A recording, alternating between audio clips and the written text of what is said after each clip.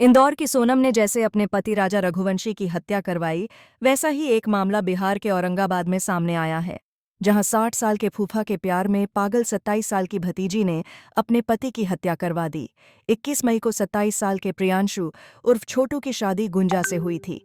23 जून तक सब कुछ ठीक चल रहा था। 24 जून की रात प्रियांशु वाराणसी के चंदौली में अपने एक रिश्तेदार के घर से ट्रेन से लौट रहा था।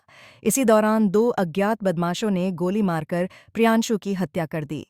पुलिस ने मामले की जांच शुरू की तो फिर सोनम रघुवंशी वाली कहानी सामने आई।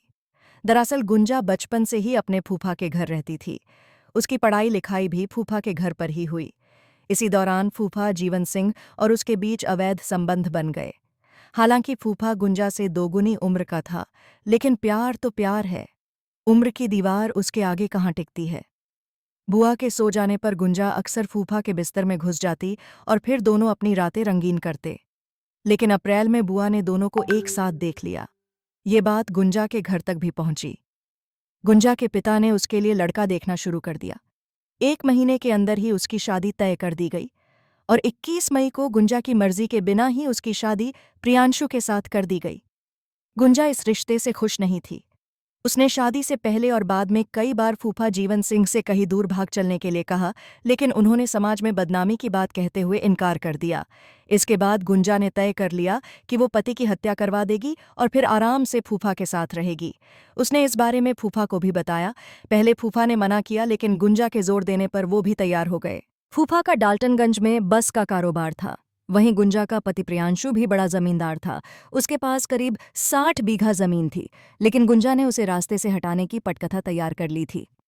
शादी के 1 महीने बाद फूफा जीवन सिंह ने अपने दोस्त से बात करके झारखंड के 2 शूटर्स जयशंकर चौबे और मुकेश शर्मा को प्रियांशु की हत्या के लिए तैयार किया। अब बस मौके की तलाश थी। प्रियांशु 24 जून की रात वाराणसी के चंदौली में अपने रिश्तेदार के घर से ट्रेन से लौट रहा था। इस दौरान गुंजा लगातार उससे पूछ रही थी कि कब तक घर आओगे। इस वजह से प्रियांशु कॉल करके पत्नी को अपनी लोकेशन बता रहा था। पत्नी गुंजा शूटर्स को वही लोकेशन दे रही थी। प्रियांशु को लेने के लिए उसके 2 दोस्त बाइक से स्टेशन पहुंचे थे। ट्रेन से उतरने के बाद प्रियांशु दोस्तों के साथ बाइक पर बैठकर घर लौट रहा था। जब इन लोगों की बाइक नवीनगढ़ थाना क्षेत्र के लेम्बोखाप गांव के पास पहुंची, तभी दोनों शूटर्स ने इनकी बाइक रुकवाई और प्रियांशु को एक-एक करके 4 गोलियां मार दी। मौके पर ही प्रियांशु की मौत हो गई। गोली मारने के बाद शूटर्स ने गुंजा को फोन करके बताया कि काम हो गया।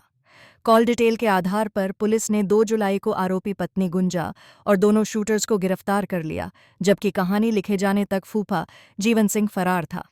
आपको यह कहानी कैसी लगी, हमें कमेंट बॉक्स में ज़रूर बताएं और ऐसी ही क्राइम स्टोरी के लिए अभी चैनल को सब्सक्राइब करें।